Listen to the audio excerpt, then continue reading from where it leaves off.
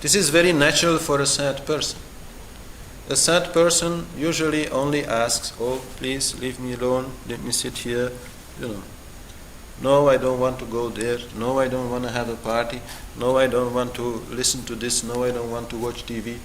Just let me be. This is a very natural reaction when you are sad. This is not the same thing when you are in depression.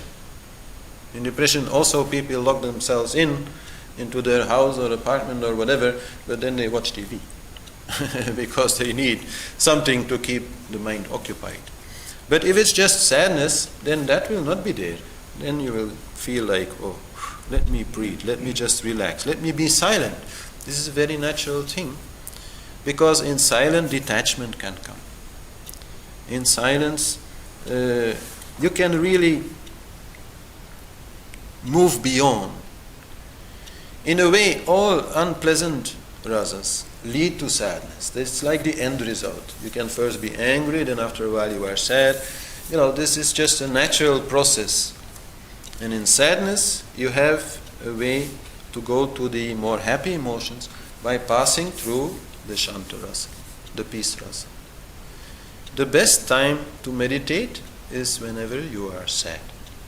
Because if you are sad, then you are not so interested in the world anymore. You feel a little bit disappointed, you feel a little bit hurt, you feel a little bit sad. So you want to go inside. So please then go inside. Go beyond mind. Go to your heart. It's the best opportunity.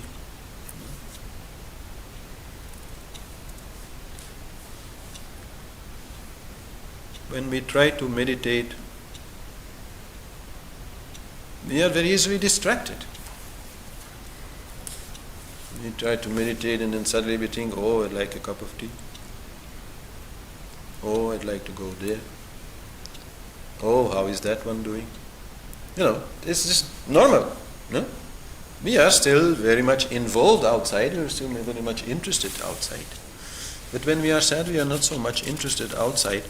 So then it is a great opportunity, and it can change us in the way that our attachment becomes more detached. I am not saying that you don't have to attach. There's not so much difference between the word love and the word attachment. So, the game has to be played, as I said. But detached attachment is the right way. Then you can be completely involved in something or in somebody and really, giving it your best. But at the same time, also a little bit looking at it from a distance. At the same time, a little bit seeing through the illusion and knowing this is just a game. And not attaching all that much importance to it. And that will allow you to love so much more. A lot of people, they feel like, oh, detached attachment, that's not true love. True love should be 100% attachment. But nobody does that. Nobody does that. Truly, nobody does that. The ones who can be a little bit detached, they can be the most attached, because both balance each other out. Then you can really give. Because you are also at the same time free from it. You are not putting all your money on it. So you can be more like free in it. And then sadness can also lead you to compassion. And compassion is a very beautiful quality. Compassion is different from pity, because it is looking beyond the illusion. When you see a person with only one arm or one leg or something, you will feel maybe a little bit sad, but not because of that one leg or one arm or whatever, seems a little bit wrong. Because we all have our problems. And we actually don't have any problem at all. all these problems are just illusions, all these problems are just attachments. The moment the attachment is gone, the problem is gone. But the thing that exists is the feeling of sadness. It is the feeling of suffering which is real. That cannot be avoided. So then you know that everybody is like in the same boat. Everybody has some problems. Everybody has an ego. Everybody has some attachment. Everybody has some pleasure and everybody has some pain. So compassion makes you a kind person to others. For me, compassion means kindness. And this is like without discrimination. Many people, they are only kind to the people that they like. But through compassion, you will see that everybody is very likable because everybody suffers. So this is the great power of suffering. That's why I say it is a very spiritual thing. Like, let's say you have a person who grew up in a very nice family, and got married, everything, children, everything going quite smoothly, It's not a necessity, but the chance is quite big that this person is rather selfish. Because there is no empathy. If there has been no suffering, then they cannot understand the suffering of others. Then easily they may do things which hurt others because they have no idea what it means. They don't really know what it is to suffer. And then maybe that person at age 30, 40 something, they have to suffer. Maybe they are in hospital for a couple of months with a lot of pain and stuff. And then they come out and then they are different. Then suddenly they know. And suddenly they see the suffering which they experience themselves also around them, and they may become more kind and considerate towards others. This is what they call the opening of the heart chakra. The opening of the heart chakra can come in a number of ways, and the two main ways for most people are suffering and childbearing. Because with the child, the love is unconditional. All other love is a little bit more conditional, but with the child, love is unconditional, so that automatically will open the heart, especially for the mother, maybe also for the father. The other way is suffering. Suffering will open the heart.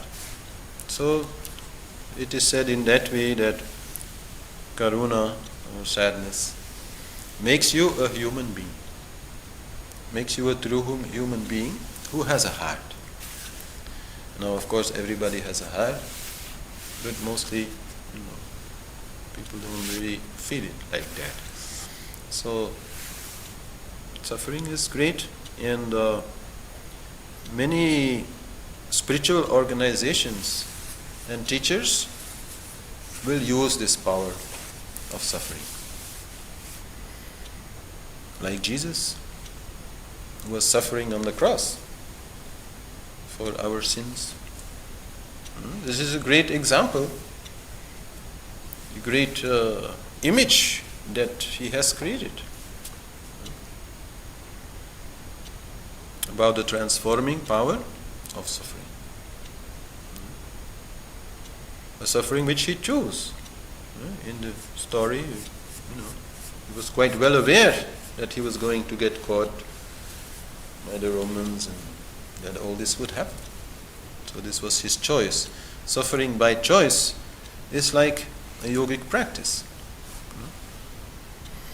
And there actually, for any kind of prolonged sadness, for any person who is feeling that it's very hard to get rid of this feeling, the best advice to give is to help others. To do some karma yoga, to help some people who cannot help themselves. Maybe they are very poor, or maybe they are disabled, or maybe very old, or very ill, or whatever. Maybe they are just poor rabbits in the forest, I don't know. But somehow or other, when helping others, then we can also help ourselves. Because then we can suffer together. No? Then we can see the suffering of others and we kind of can help that. Maybe we don't know how to remove our own suffering, because anyhow what is gone, we cannot bring it back. But at least we can help some other suffering. And this is a very great way to move out of it. It's a big therapy. It's the best therapy for people who suffer from long-term sadness. And of course, if we want to help people,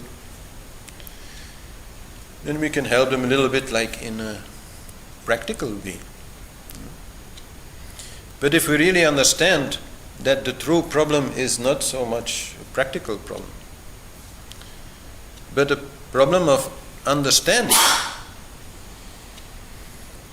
then also to promote better understanding, to promote spiritual understanding, is a great way to deal with your own sadness. Because that is really the only way out. If you look at the world and you see all the problems in the world and all the bad things that people are doing, then you can also feel a little bit sad. But then you can also understand that all these things are only happening because of lack of understanding. If people truly know what is valuable and what is not valuable, then they will not make these mistakes. Then they will understand the importance of togetherness, the importance of caring for each other and caring for the environment and all these things. So then to bring some more understanding is a great way to deal with your own sadness. Understanding also that not all learning is conscious learning. There is a lot of subconscious learning. Like sometimes you can see a person who had so much problems that you can say, well, how can that person learn anything in that situation? It's just too much. No? The situation is so sad, so bad that learning is not possible. But that is only on the conscious level. Anyhow, on the subconscious level, which is the more important level, the learning will be there. And that is really, how it is for everybody. Some things are easy to let go and some things are not so easy to let go. Even though on the level of understanding, one is not more difficult than the other. But just, it feels different. We feel we cannot let go. Well, that is where the change has to come. That's where the understanding has to change, on the feeling level, on the subconscious level. And that requires more time. And that may also require more suffering. So, suffering is a great spiritual boost, and just think why you are into yoga.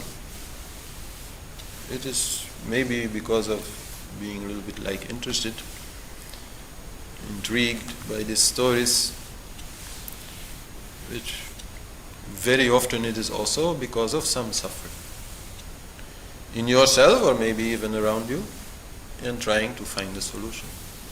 So without this suffering it would not be there. And if you look at the lives of some great yogis,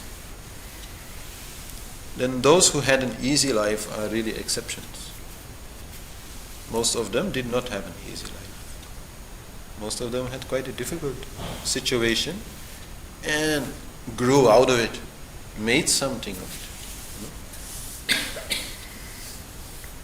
So,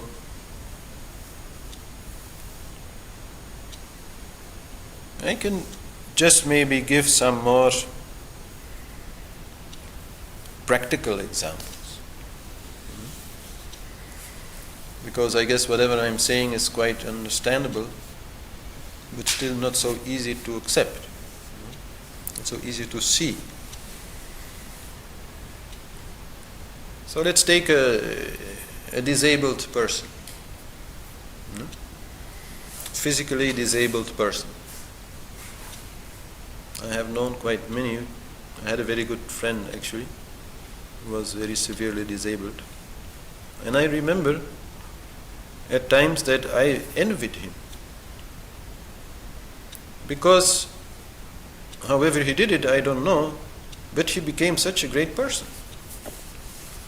While he could not walk and needed people all the time to take care of him, but he did it. So this disability that he had enabled him to become something else. Like there's also a movie where there's some old American Indian who became blind. And then he's like standing on a mountain and thanking God for giving him eyes at birth so that he could see all these beautiful things in the world. And then thanking the Lord also for taking away his eyes so that he could see so much further, so much more. So that is the truth about every disability. It's also very well known, for example, that blind people develop extraordinary hearing capacity. Some even become great musicians and singers, like this Italian opera singer, what's his name? Botticelli or something? Huh? Bocelli, yes, Bocelli. And others are there. I mean, so this is what you always have to see. You can see, okay, I lost this, I have this problem, this, that. What does it allow me to do? What does it bring me to? No? How can I use this? No? The same for like old age.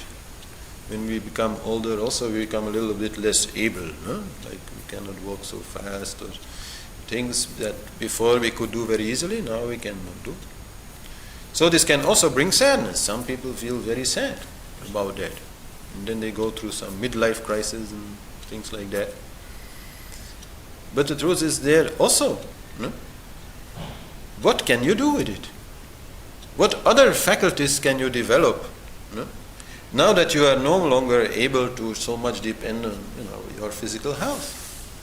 No? And then you may be surprised at what is still there to be developed. No? Like a person with no legs, well, they cannot run around everywhere, right? Obviously. While people who have legs actually always have the option to run around somewhere.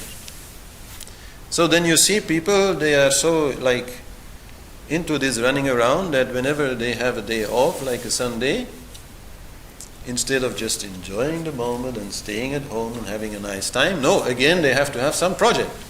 They have to go to the seaside, or they have to go to the Ardennes, or they have to go somewhere. No? So their legs are actually a problem. No? They are just, not making them change. While the person who is there without legs, or maybe somebody who just breaks a leg, not to make it so dramatic, to just break the leg, or, for 2 months, 3 months they are in plaster, no? Then they have to learn this. No? Great opportunity to learn, not always to try to find the solution somewhere else. No? Because the solution is not somewhere else. The solution is inside. No? So in that way, all these things like death, and then when you get really old and you see like a little bit, like death is coming, it's like you can also feel sad. No? But it also allows you to grow again. No? Death is such a great teacher. No? It can allow you to maybe think that you are not so important. This is a great liberation. Our biggest problem is that we think that we are very important. And that if we are not okay, and if for us everything is not perfect, that there is a big problem. The moment that we can a little bit drop that and feel like, okay, it's more like the game of life which is important, and this will anyhow go on even if I'm not anymore there, and I'm not really so important, I'm just like a little episode, then this brings great liberation. Great happiness will follow from that. Especially after death. But even before.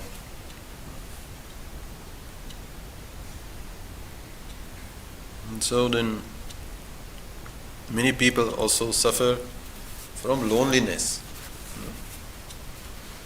Maybe they lost their life partner, or maybe they never really found a life partner and they feel lonely. So that also is a very sad thing, you could say, but it's also a great opportunity. If nobody is there to exclusively love you, well, it just brings you to the opportunity of simply loving everybody. And you may still feel it's maybe not like fair that I have to do this, but actually you could also see it in quite the opposite way, that you are allowed to do this. That you are not distracted by having only one person loving you and you loving only that one person, but that, you are given the chance to love everybody, and truly that is also, what at that time is the best thing to do. I mean, it doesn't stop anything from happening. I mean, maybe still next day you fall in love with somebody and that person falls in love with you, and then you can be very happy with that. That doesn't matter, but as long as it is not there, as long as there is no partner, you might as well love everybody. And through that growing, become a very different person. Whether afterwards you get a partner or not. So it will bring you in universal love, and it will also bring you to self-love. You will really love yourself. You will, make a nice cake for yourself. It's a very good thing to do.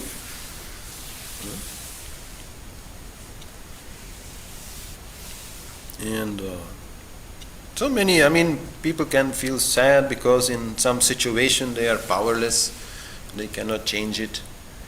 Or maybe they feel powerless in their yoga and in their meditation, they don't have the willpower, they can feel sad about that. Or they can feel that they are ignorant and not smart, and this is making them sad. Or whatever else, they feel is not okay with them, and they may feel sad about it. But truly, again, all these things are just opportunities for growth, for gaining strength, for becoming more smart, for gaining more wisdom. So all this suffering really is not such a big deal. It's just an opportunity.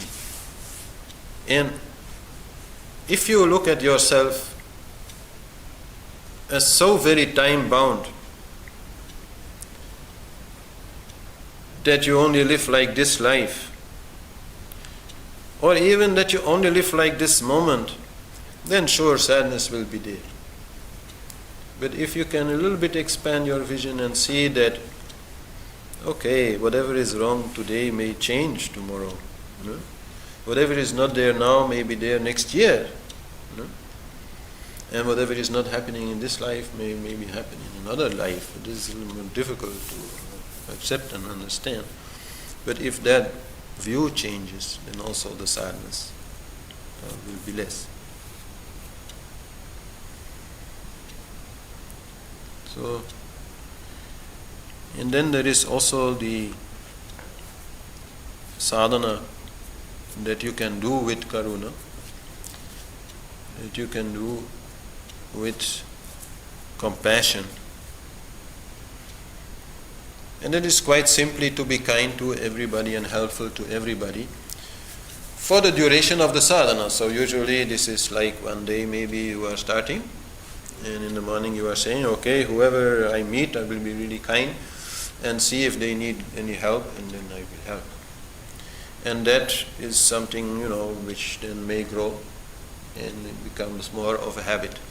And of course, if you have other duties, then those duties always come first. But after a while, this may become a little bit like an exercise to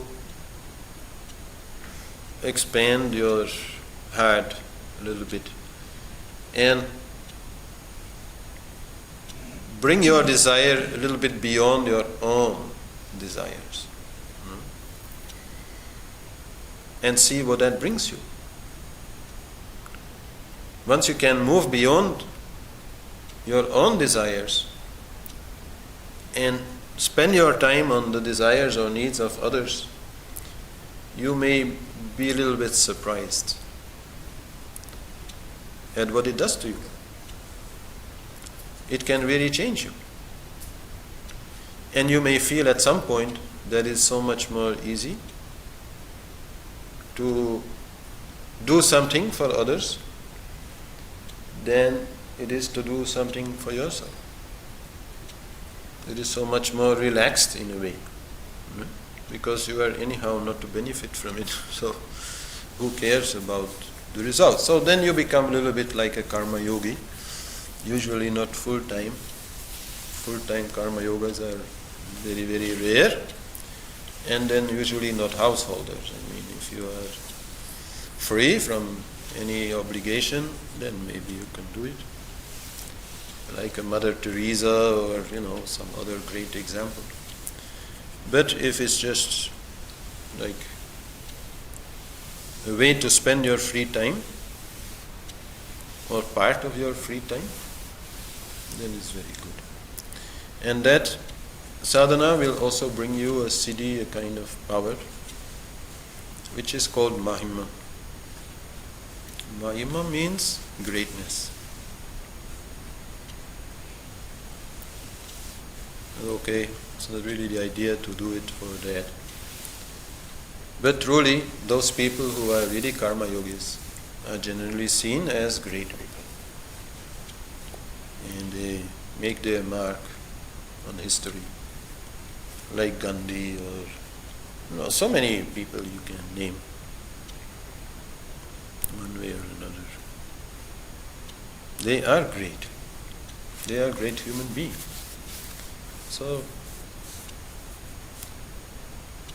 whenever you feel sad, cry, and then try to cry for everybody, yourself included. Then the effect will be very good. Then afterwards you will feel very thankful for this suffering.